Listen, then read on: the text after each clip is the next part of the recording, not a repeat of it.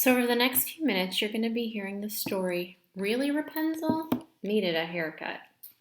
And this is a story about Rapunzel, but it's told from the perspective of Dame Gothel. And so as I'm reading this, I want for you to be able to stop your video, hit pause. If there's something in particular that stands out to you that you think, this might be important for me to write down about what Dame Gothel has said, or something that Dame Gothel has heard, or something that she's done, for you to pause the video and jot down some notes that you want to take on your graphic organizer. So feel free to do that as you hear the story. Really, Rapunzel needed a haircut.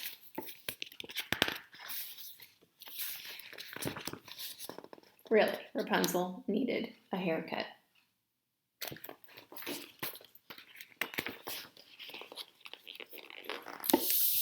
Let me tell you, it's lonely being a witch. When folks find out what I am, they steer clear. I have no friends at all, not one. It's unfair, really. A sweet girl with beautiful hair once lived with me, and I used to have a fantastic garden.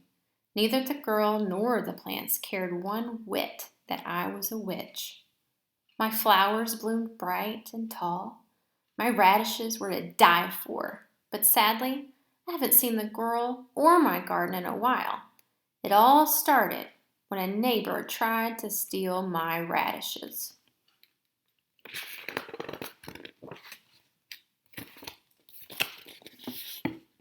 Here's how it went. My wife is going to have a baby, my neighbor stammered, and she craves your radishes. She swears if she doesn't get them, she'll just die. Okay, I said, but what will you give me in return? I can get a pretty penny for those at the farmer's market, you know. But I have no money, not a single dime, he whined. Maybe I'll give you our baby? We can always have more, I guess. Of course, I agreed. A baby would be better than gold.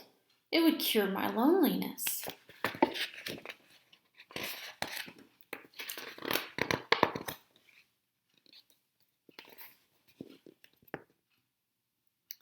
When the time came, the man brought baby Rapunzel to me. I raised Rapunzel as my own daughter and gave her anything she wanted from my garden. Turnips, potatoes, berries, cucumbers. But do you know what her favorite food was? Radishes. The girl had good taste. All those vegetables helped Rapunzel's hair grow long and red. She sang sweet songs as she helped me tend the garden.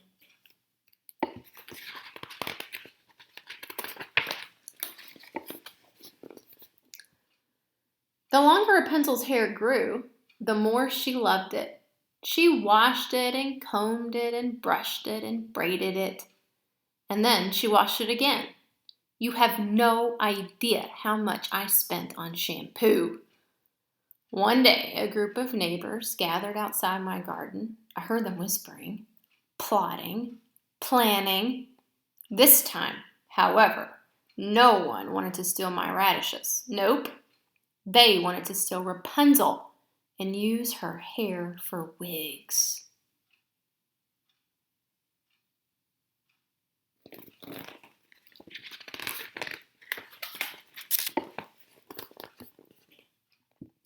So I did what any mother would do.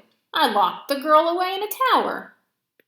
Rapunzel, let down your hair, I would call, and she would lean out of the window and wrap her hair around a hook. Then I'd climb up.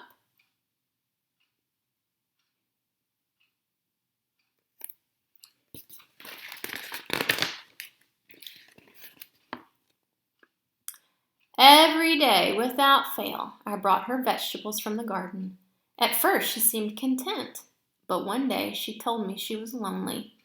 And if anyone knows how loneliness feels, it's me.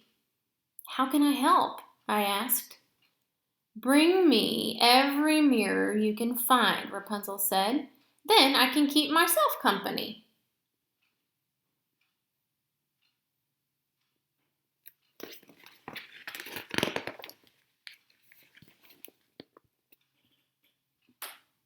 Hauling a load of mirrors to the tower wasn't my idea of fun, but I did it anyway.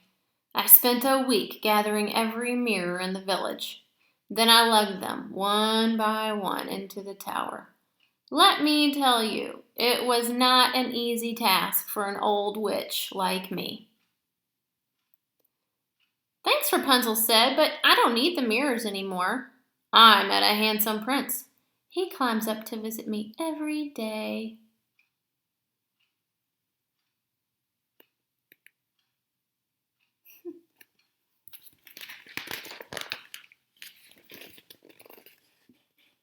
What? I roared. My voice rattled the windows and shattered the mirrors. He's gonna steal you away! I panicked. What could I do? How could I keep the prince away? In a blink, I grabbed Rapunzel's hair and chopped it off. Clumps of it. Rapunzel wailed. I admit I felt a little bad. It'll grow back, I comforted. Short hair would be nice for the summer, cooler. But she would not stop crying.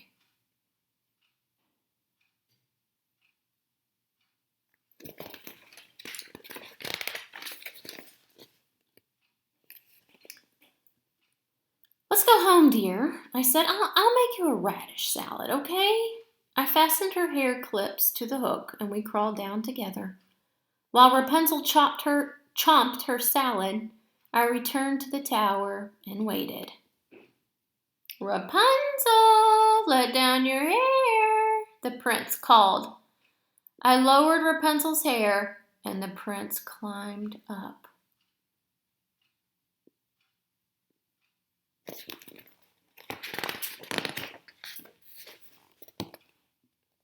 When the prince saw me, his eyes widened.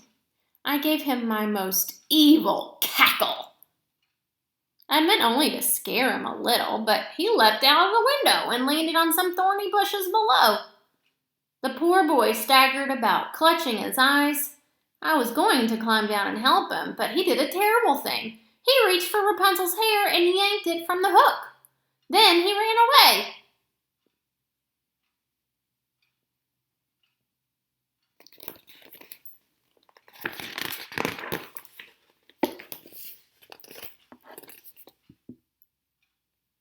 Since then, I've been trapped in this tower.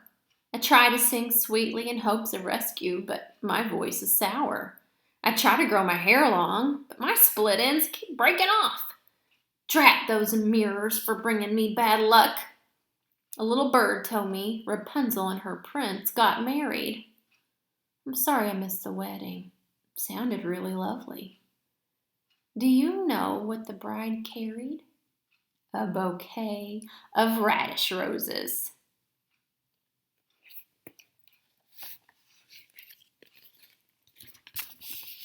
So now you can go back and re-listen to the story and stop at pieces that you think are going to be really important for you to capture to help you understand how Dame Gothel feels.